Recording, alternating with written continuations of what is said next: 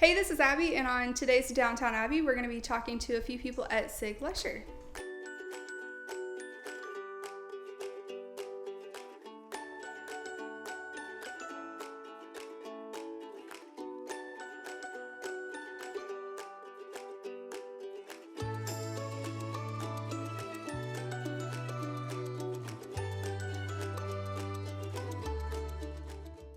Hey, we're down here at Sig Luscher, and I'm going to let everyone introduce themselves right now. Okay. Can you start us off? Brittany, you want to start? Hi, I'm Brittany. I'm the taproom manager. My name is Tim Luscher. I am the president of Sig Luscher Brewery. And I am Dylan Greenwood. I'm the brewmaster. Okay, so we're just going to start off with a brief history of, when you all opened and what you sell here, things like that. we are, in this location, we've been here a little over a year, but this is our second location in Frankfurt. So brief history is we are the first and second brewery in Frankfurt. We originally opened in 1866 when Sig first came back to the States. So our first brewery was in Memphis. This is actually our second and third brewery. So we've been part of Frankfurt's culture for quite a long time. Okay, and what types of things do you all sell? I don't know if you want to take this one. Sure. So year-round, we have two beers that we offer. We have our flagship Pilsner, which we call our Sig Pils. It's a Swiss-style Pilsner, which means it's not going to be hoppy like an American Pilsner, and it's not going to be malty like a German Pilsner. We're looking for something right down the middle that's drinkable for more than one. The other one that we offer year-round is our Amber Wheated Lager. We call our Sig 66, and it's 6.6% alcohol. It's got some wheat in it, like the title says. It's maltier, and it's kind of inspired by what I thought Sig may have been brewing back in the day when he was here in Frankfurt. And then on top of that, we have two seasonal offerings that change, obviously, with the seasons. And do you all sell food here as well, or do you just do drinks? We offer food, Brittany. Yeah, so we have hot dogs, brats. We do vegan brats. We do vegetarian chili. We do by the bowl, where you can do chili dogs. We do all kinds of good stuff like that. We also try to make as much in-house as possible. So we either, we're very conscious of kind of the local community. So even everything that Dylan produces goes back into the community. We work with a local farm to get our brats. That same farmer uses our spent grains to raise his hogs. All the chilies, all the spreads. We try to use the best ingredients we possibly can. Obviously, some things we do have to source out, but still keeping that those fresh, best ingredient policy in place. So. Do you have a crowd favorite, food or drink wise? It's always going to be the beer steam Franks. Yeah. I mean, we sell an amazing amount of beer steam Franks. As far as the beer, the Pilsner sells everything. Yeah. 2-to-1, basically, everything else. And along with food and drinks, you all do a lot of events and activities here, right? We do. Want to hit that? Yeah, so Monday nights we always have trivia. Tuesday nights we have running club. Then we've got musicians usually on Fridays, Saturdays. Biggest event we've got coming up here soon is our St. Patrick's Day party, and we're doing that March 14th. So we'll have food trucks here. We'll have our beer, obviously. We'll have music going all day. It's pretty much just a big party out in the back lot. We have a tent set up to keep the weather Family good. friendly. Bring the kids down. There'll be activities for the children. We usually do a leprechaun race, and we also do leprechaun meaning children. And then we also do a keg rally. Or keg relay. Sorry, not rally. Yeah, so if you just want to talk about a little bit what's going on behind us. Sure. So today you caught me on a brew day. I'm actually actively brewing, even though it looks like I'm just drinking. Taste But yeah, it's quality control. Yeah. I'm brewing a beer that is a very special beer for us. It's our Santa beer that we release once a year around Christmas time. It'll age in bourbon barrels for around 10 months.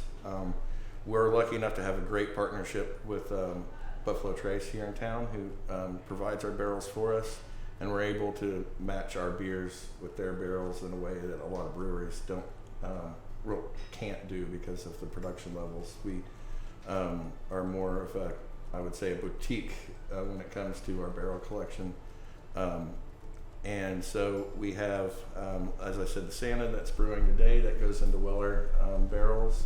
And if you look around the brewery, we've got a collection of barrels, all different types of Buffalo Trace barrels, and all different types of beers inside them. And we do special releases throughout the year for those, usually in 750 milliliter bottles. Some of them might end up on draft on special occasions as well. First of all, why did you choose this location in particular downtown? And also, how has that played a role in your success? All right, to Twofold. answer the first question, we are as close as we could be to our original brewery. Our Okay. original brewery was across the street now where the transportation center sits. We are about 500 feet from that brewery and our original house. They did save the house. And so that played a lot in. We wanted to be as close to what started the brewing in Frankfurt as possible, especially ours. But also being downtown is the epicenter of Frankfurt. It's, as we discussed, there's a lot going on in Frankfurt at all given points in time. Plus, historically, the brewery was a meeting place. Even in Sig's day, it was akin to a community hall, and that's what we are very humbled and proud to be again. And so that played a lot into it, that we wanted to be, for downtown, a place that ideas to be discussed, friends can meet, have a good beer, civil discourse, but then also, with any community, you need kind of that, the community center, and that's what we always were, and we're lucky enough to be again. So, one of my goals for being, with SIG and everything else going on downtown is to make it a much more livable community. We are a livable community, but to be really livable is do you have everything you need within walking distance. And I think that actually draws a lot of our clientele too. We do get a lot of downtown customers, and they walk here because Frankfurt's a very beautiful place to walk, and this gives them a destination. With the new development coming in, which we can go ahead and discuss Yeah. that. Okay. Yeah. The new development coming in, we're getting over 300 plus residents, the last I heard, and we're sitting right at their doorstep, so Yeah. we're excited about that. But that being said, those 300 residents were asked for more and more, and we're going to have this we've got a vibrant downtown, but it's going to be a nationally known vibrant downtown once this is done, and we'll be in the center of it. And from my perspective, I moved Yeah. here from Louisville. When they first hired me, I was in Louisville and commuting, and I fell in love with downtown Frankfurt and moved here recently. So I'm a convert, and it's really cool to be a part of what's going on downtown and to see that pendulum swing, and we're kind of on an uptick, and it's cool to be part of that down here. Yeah, it's been awesome. Whenever I was in high school, it was a completely different environment than what it is now. Well, even when I was, it's no secret to any of our patrons, I lived in New York when we started this. And the neighborhood I lived in New York was very much where Frankfurt's going. New York, everyone thinks of New York City as a big, huge monster you can't deal with. It's not. It's 89-ish, small little towns all stuck together.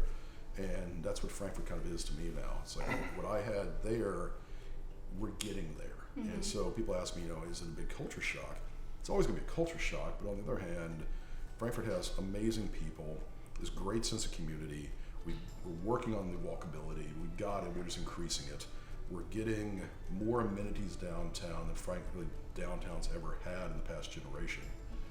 We've got great things going on right next to us. So we'll be having a very different conversation when we sit down and do this again in about a year, 2 years. We'll be talking about all the everything that's surrounding us now and how that's affecting us. But we're lucky. We were lucky to be kind of one of the first, if not the first, pushing to that. And hopefully we have more places like SIG, because quite frankly, the more you have in a downtown just increases traffic and the exposure for everybody. Yeah. And so, we're lucky just to be here.